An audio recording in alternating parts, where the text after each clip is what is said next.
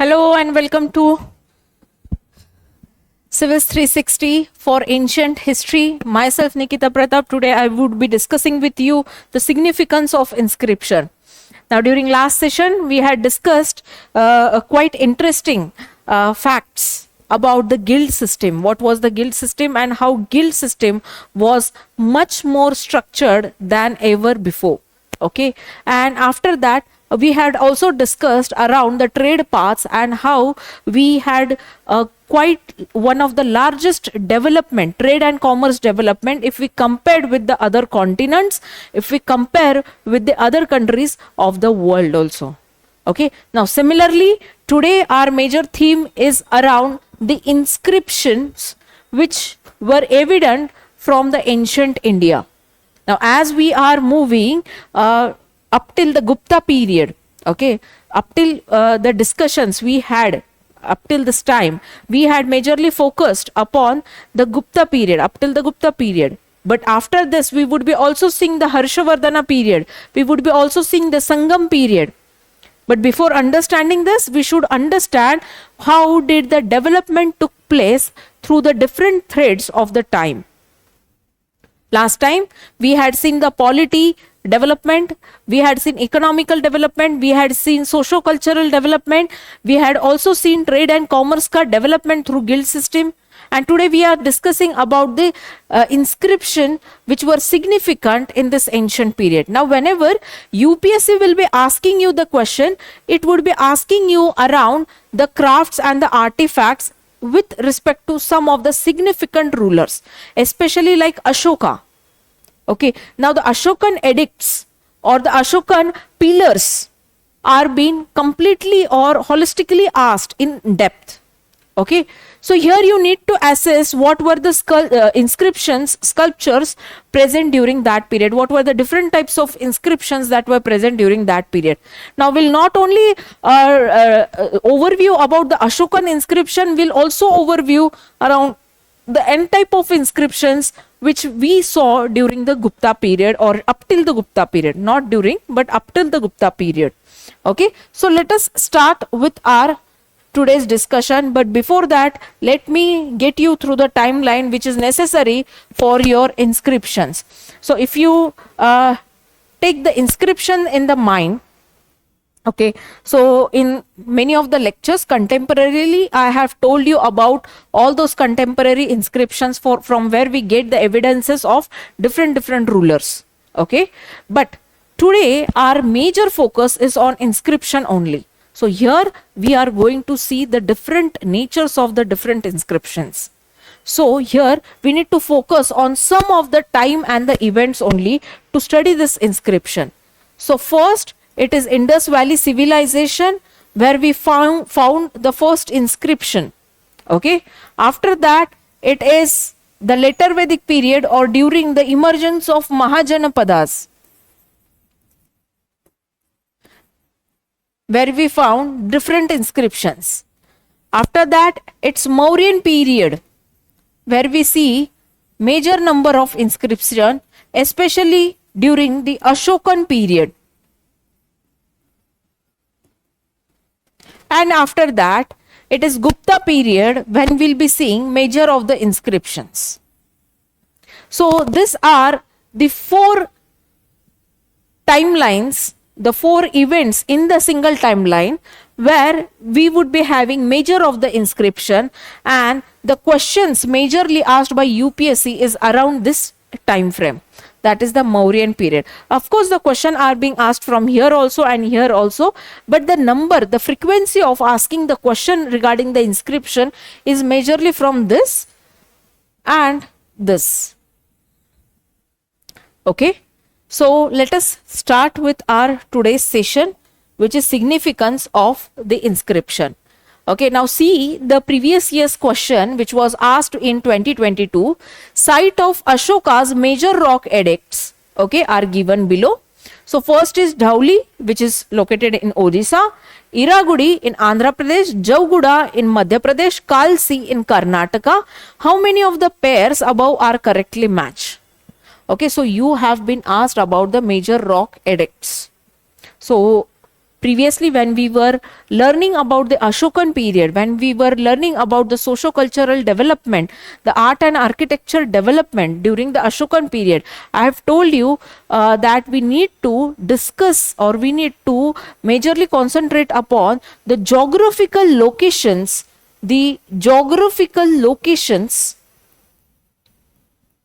of all these major and minor edicts. In fact, we have also seen the mappings. Where are the major sites and where are the minor sites? If you remember the major sites, one of the significant major site, Sanchi. Okay, so after that we had also seen the minor sites. Today also we are going to overview all those sites. Okay, but here such match the pairs have been asked by UPSC examination in the recent times, that is in 2022. Beyond this, see the question in 2020. Who of the following rulers advised his subjects? Okay, who of the following a ruler is advising his subject? Okay, subject means the normal janta, normal people. Okay, through the inscription. Okay, now what is written on the inscription? Whosoever praises his religion, sect, or blame other sects out of the excessive devotion to his own sect with the view of glorifying his own sect, he rather injures his own sect very severely. So this statement talks about how tolerance was being present during this period. So this particular ruler, when he is talking to his public with the help of the inscription, okay, so there he would be having, or he would be preaching the tolerant ideas through this inscription. So who was that king? Of course it was Ashoka, right? Ashoka, through his Dhamma principles, he would be teaching normal janta the significance of tolerance in our society. Okay, if you see, the Ashoka was the Kshatriya, okay, but he had followed the Buddhism. Okay, he had followed Buddhism. So it depicts the tolerance level that he had during the period he had his control over the Indian subcontinent.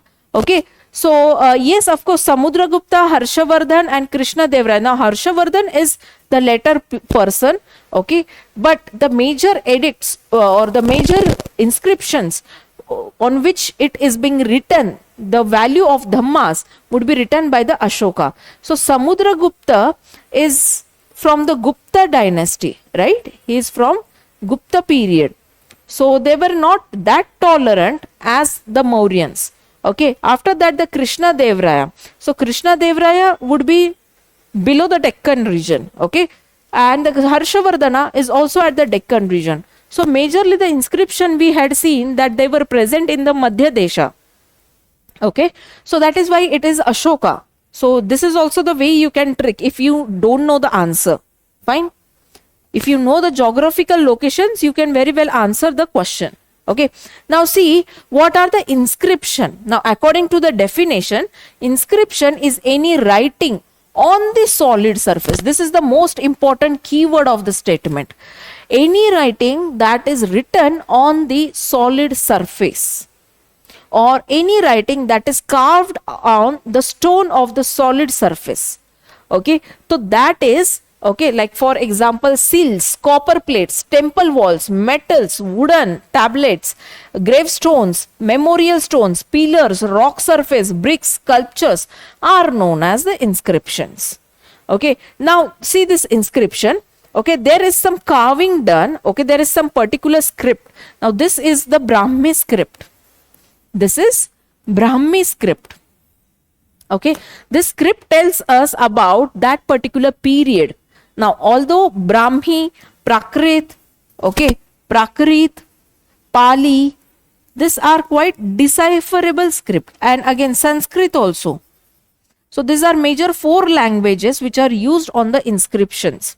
So the image shows the Brahmi script. Okay, and the other kind of languages used on the scripts are Prakrit, Pali and Sanskrit. So the Sanskrit was used during the Gupta period, but the Pali and the Prakrit was used up till the post-Mauryan or during the Mauryan period, especially during the Ashokan period. Okay, so all these inscriptions, tells us about the timeline which was present during that time. What were the timeline and what were the events that took place, major events that took place during that period? How was the rule? How was the society? How was the economy during that time? Now, beyond this, we also have some of the significances of these inscriptions. Now, what is the significance?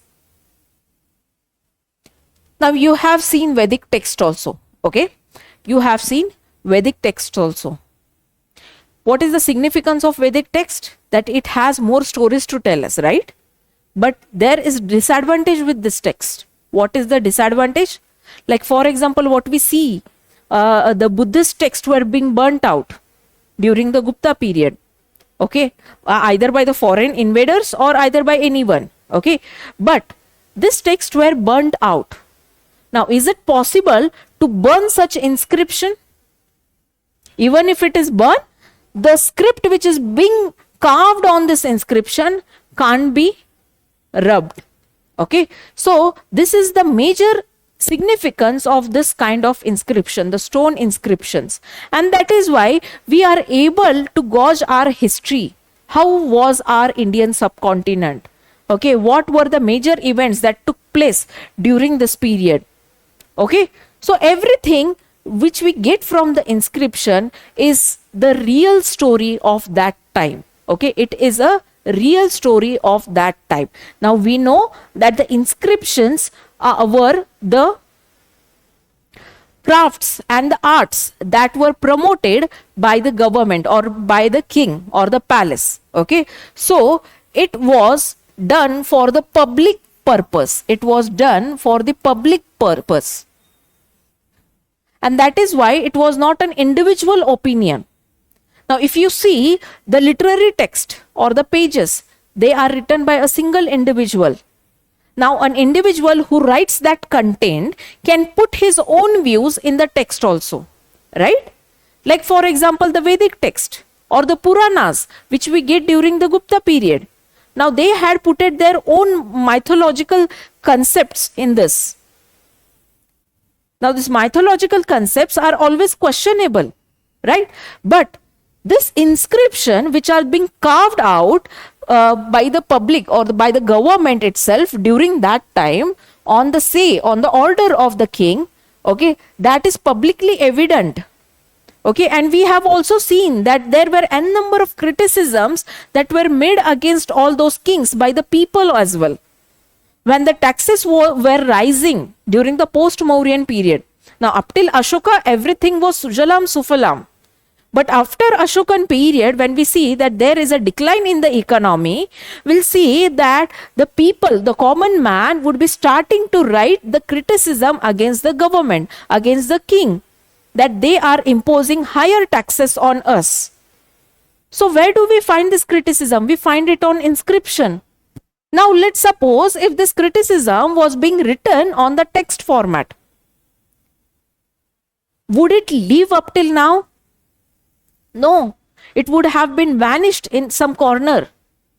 Why? Because a king cannot tolerate the criticism made by the people, and it would stay from generation to generation. So that is why anything carved out on this inscription would stay from generation to generation. Whether it is praise, whether it is criticism, both would stay on this inscription.